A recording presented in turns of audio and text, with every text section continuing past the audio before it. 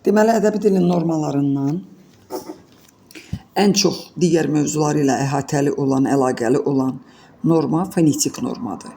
Fonetik normanın özünün ayrıca orfoqrafik norma, yəni orfoepiya əsaslanan hissəsi var.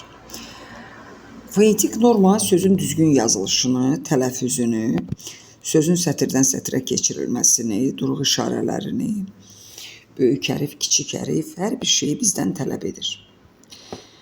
Bir mətndə, bir cümlədə, bir misalda fonetik normanın pozulduğunu necə tapmaq olar? Bunu müxtəlif mövzuları xatırlamaqla, yəni biz bu mövzunu öyrənmək üçün burada Azərbaycan dilinin demək olar ki, əksər mövzularını yada salmalıyıq. Fonetik norma iki formada olur. Birinci, orfoqrafik norma. Bu hərf səhvi deməkdir. Hər hansı bir sözün səhv yazılışı orfoqrafik normanın pozulmağı, yəni orfoqrafiyanda, fonetikada öyrəndiyimizə görə fonetik normanın pozulmağıdır. Hərf səhvi özü müxtəlif səbəblərdən ola bilər. Şəkilçilər səhv yazıla bilər. Köməkçi hissələri sözə bitişik yazılmağı, ayrı yazılmağı, sözün hecalara düzgün bölünməməyi, mürəkkəb adlarda, mürəkkəb sözlərdə böyük hərf, kiçik hərf, xüsusi isimlərin böyük hərflə, kiçik hərflə yazılmalı. Məsələn, daş dövrü, daş sözü böyük, dövrü sözü kiçiklə yazılmalıdır. Hər ikisi böyük hərflə yazılsa, bu zaman hərf səhvi sayılır və fonetik normanın pozulmasıdır.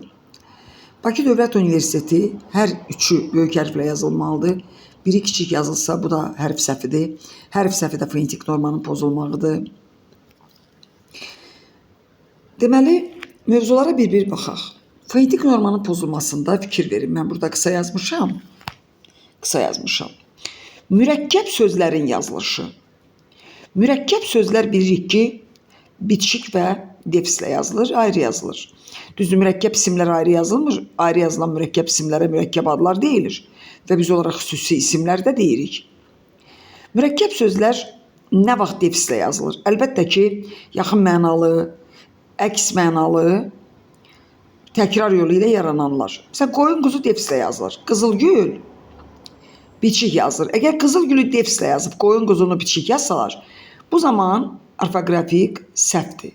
Bu orfoqrafik səhv sayılır. Bununla da fonetik norma pozulmuş olur. Xüsusi isimlərin yazılışı. Məsələn, şəxs adlarının, coğrafi adların, ümumiyyətlə xüsusi isimləri kiçik hərflə yazdıqda yenə də fonetik norma pozulur. Mürəkkəb adların yazılışı. Sözün sətirdən sətrə keçirilməsi. Bəzi iki hecalı isimlərdə son saytın düşməsi, beynin. Yəni bu tipdə, bu mövzularla bağlı hərf səhvləri fonetik normanın pozulmasıdır. Keçək fonetik normanın digər şərtlərinə. Durğu işarələri. Bizə elə gəlir ki, fonetika, orfoqrafiya sadəcə hərf səhvidir. Sözün düzgün yazılışıdır. Həm də durğu işarələri səhv yazılarsa, hətta buna imla xətaları da deyilir. Durğu işarəsi səhvinə imla xətası da deyilir. Durğu işarələri ilə bağlı görün nə qədər, hələ mən burada az yazmışam, mövzu var. Vergül. Vergül harda işlənir?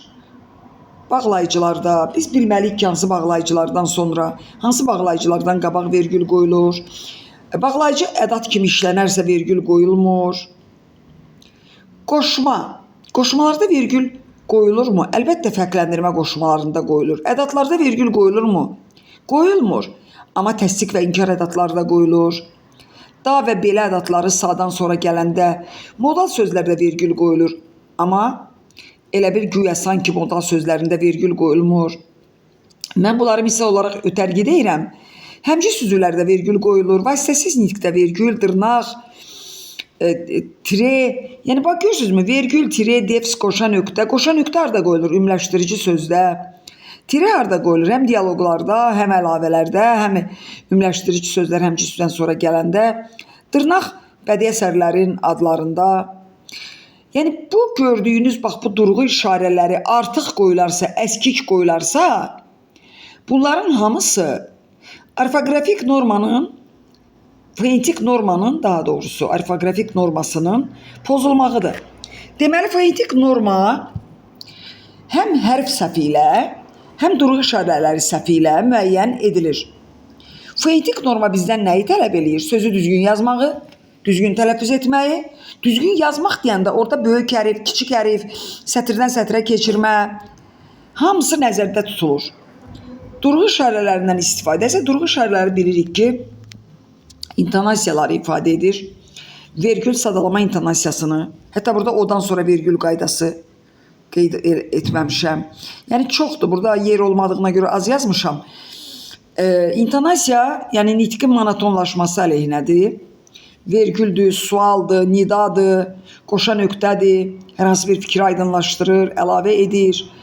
Bütün bunlar hamısı intonasiyanı bərpa edir. Nitqin daha sağlam, daha dəqiq, daha təsirli çıxmağını təmin edir. Yəni fonetik norma bu qədər. Fonetik normanın pozulmağı bir şeyə görə deyil, çox şeyə görədir. Ona görə də siz fonetik normanın pozulmağını axtaranda sadəcə hərf səhvi axtarmayın. Sözün böyük hərflə yazılmağından kiçik hərflə yazılmağına qədər, sözün mürəkkəb sözün yazılışına, hətta sifətin dərəcələri açıq sarı, tüt qırmızı, onların da aralarında defis olur. Yəni bütün bunlar hamısı fonetik normanın pozulmağıdır. Hər bir şey, nöqtə, vergül, dırnaq, kiçik hərf, böyük hərf, hecaya bölmə, sətirdən sətrə keçmə, iki hecalı isimlərdə son saitin düşməsi, sinif sinfin, sinifin olmaz, ömür ömürün olmaz, şəkil şəkilin olmaz. Bunların hamısına diqqət yetirmək lazımdır. Hamısı fonetik normanın pozulmağıdır. Əgər birinizə fonetik norma hərf səhvi ilə düşübsə, birinizə odan sonra vergül qaydasının səhv qoymaqla düşə bilər. Birində vergüllə, birində hərflə, birində hecəyə düzgün bölməməklə, birində mürəkkəb adın yazılışı ilə, birində bağlayıcıda vergülün səhv qoyulmağı ilə, birində ümumiləşdirici sözdə qoşa nöqtənin qoyulmamağı ilə ya qoyulmağı ilə.